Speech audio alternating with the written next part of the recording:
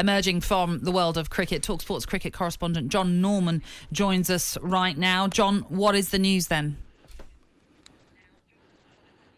Yeah, good morning, Natalie. Well, the news is that Joe Root will now no longer be England's Test captain after reflection, coming back to England after a disappointing defeat in the Caribbean, which was, of course, covered on talkSPORT and talkSPORT 2.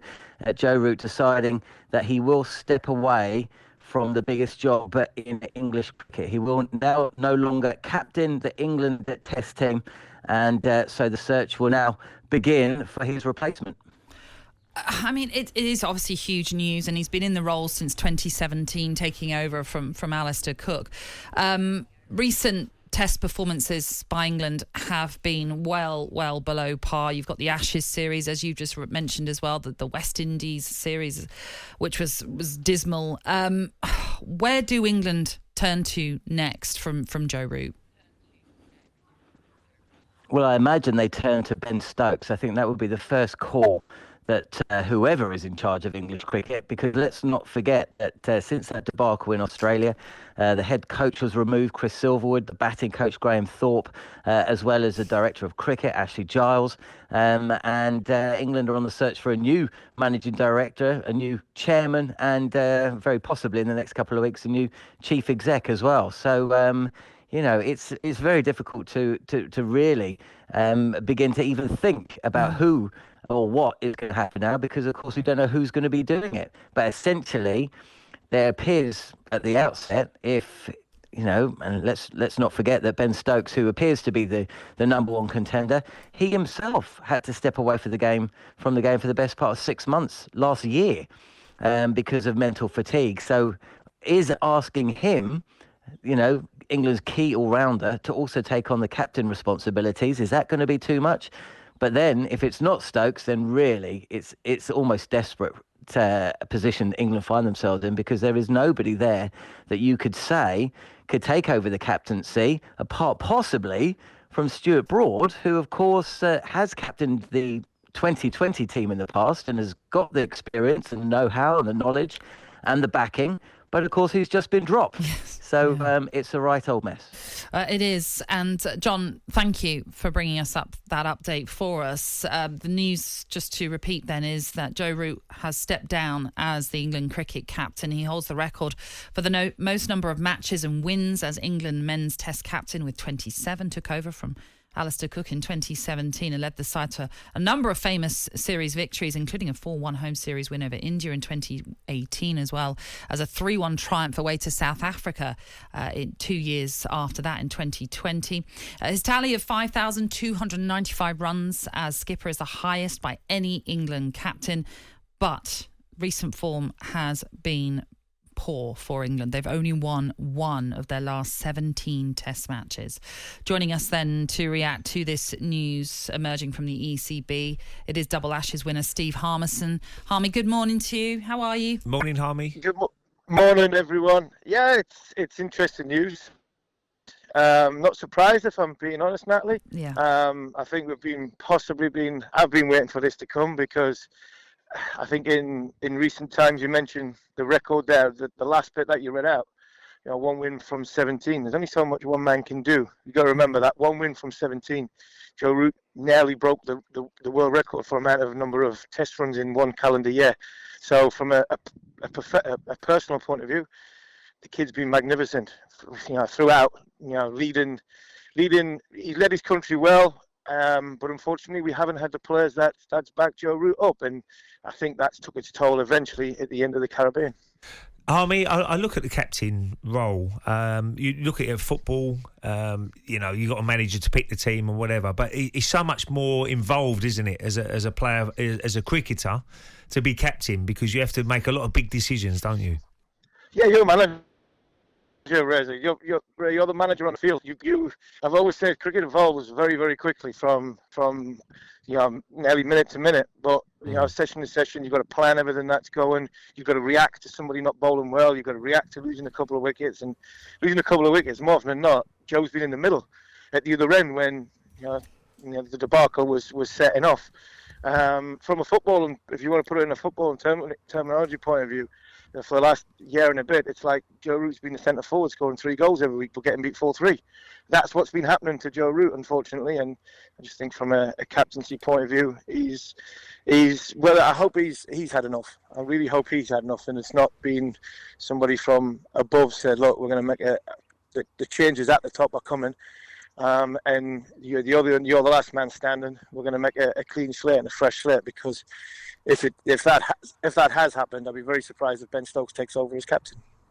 Harmy, just listen to you there. You're talking about, he's the last person that's going to go. Obviously, the managing director, the batting coach, the chief executive.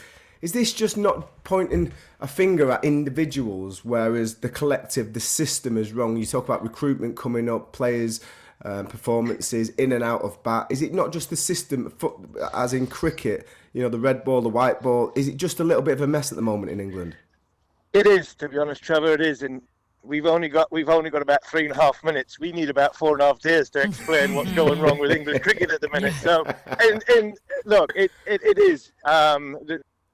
The system needs a little bit of a rethink and a relook, and I'm sure that's going to get. I think the counties are talking about that, and you can throw whatever in. There's a whole range. It's not even worth going into it, because it is that wide. How sort of we need a little bit of a system change, but. What's happened this morning should be celebrated. This kid should be celebrated for what he's done for English cricket. You talk about the numbers. He's led the country well to a point where, when the team's been performing and he's had players at his disposal to win cricket matches that were good enough to play for England and win cricket matches, they've more often than not won it. The last year and a half, England have, obviously through COVID, prioritised other sides of it. Joe's been the one that's been left with holding the baby with not much quality in his. Will he be relieved? Will he be relieved? Do you think? I'm sure he will. I'm sure he will. I'm sure he will. I think if you spoke to Alistair Cook, Nasser Hussain, Michael Vaughan, all the captains that have gone before will say they love the job. Brilliant job. Not going to give it away. I spoke to him at the end of that West Indies series, and he looked as a man that he wanted to carry on. But maybe when he got home, he sat down and he's talked to his family. Well, do you know what, Steve? That's exactly what he said, because he said it has been the most challenging decision. He said it's been the most challenging decision I've ever had to make in my career, but he's discussed it with his family and feels this is the right time to do it. He says, I've loved leading my country, but recently it has hit home how much of a toll it has taken on me and the impact it has had on me away from the game. And that sort of falls into what Ray was asking before, and just making the difference between football captain and a cricket captain. There is so much more put upon a cricket captain than there is in many other sports, in fairness. The question there really is, Steve, what happens next? Because there are so many issues within the ECB and the setup. I mean, we don't even have an England head coach. So what do they solve first? Where do they start? Start at the top. Chief executive, I think the chief executive needs to go quickly. Tom Harrison was brought in to get the TV deal, 100 and everything off the ground from a commercial point of view, and he did that very well. Whether he deserves that bonus or not, I'm sure the public will have their say on it. They need a managing director in quickly to give a little bit of direction of where we're going. The 2 coaches, which it has to be 2 coaches from my point of view, red ball and white ball, and then you go with a captain. And the captain's the easiest one to solve in the end, because what you do is you get to the 2nd of June. If you've got a bunch of selectors, for a selection panel, you sit there. If me, Razor, and Trevor are sitting around a table on a selection panel, you say, right, there's been 7 first-class matches before the start of the season. Which is the best 11 to go on the 2nd of June against New Zealand? You pick that 11, and then you pick a captain if you have to, and you get us through that way. And if it's Ben Stokes and he accepts the job, great. If it's not Ben Stokes, Stuart Broad is part of that 11. You go to Stuart Broad, you go to Jimmy Anderson. You do it to get us to the captain at this minute in time. Isn't the biggest worry for me, because the players that go on the field. I'm not saying anybody can captain. You can't. Not everybody can captain. But when you've got 11 players that go out on the field, you can then pick your best team. Then you can pick a captain, and you can get through the first part of the English summer like that. And I think that would be the way to go for me. If you can't convince Ben Stokes, which I think it'll take some doing to take the job.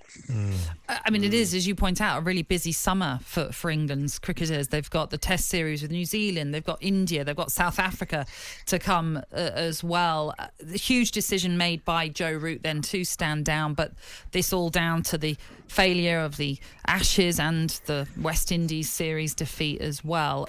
Just in terms of Joe Root, the England captain, and let's maybe forget the last few months because we all know how awful that has been. How would you look upon his tenure as England captain, Harmy? Well, his numbers tell us every story. He's the most captain from appearance point of view, most wins. He's captained. Look, there's people said he's had a few, from a technical point of view and from a gear management point of view, he had a lot to learn, or he wasn't as good as maybe a tactician of Michael Vaughan or something like that. But when you throw things, comparisons in with other captains, you've got to remember what other captains have had as well. I think Joe Root did a wonderful job for England. I really do. I think he did a fantastic job for England. He should be proud of everything that he did. You can only captain as good as more often than not, your bowling attack, but more often than not, your team. And in the last 18 months, the England cricket team in the red ball game has not been up to the standard, and that's the problem from a Joe Root point of view. But as himself, Harmy, has the COVID pandemic had anything to do with this? Because must be an unbelievably. We know cricketers have to spend a long time away. Surely that has to be considered.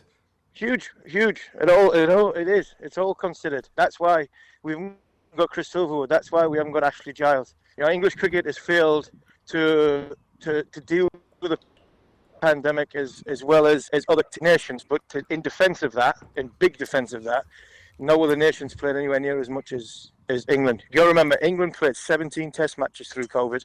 Wow. Australia played 4, all 4 at home. Australia never left Australia. Yeah. England played throughout that whole time. And you talk about the schedule coming up, it's not easy. England cricket schedule this summer is brutal. It is brutal, and I think now we're starting from afresh with all new captains, all new coaches and managing directors. This has got to be a watershed moment for English cricket, just to wipe the slate clean and start again. talkSPORT Breakfast with Alan Brazil, Thursday and Friday morning, 6 till 10 on AM, on DAB, via the talkSPORT app and on your smart speaker. talkSPORT.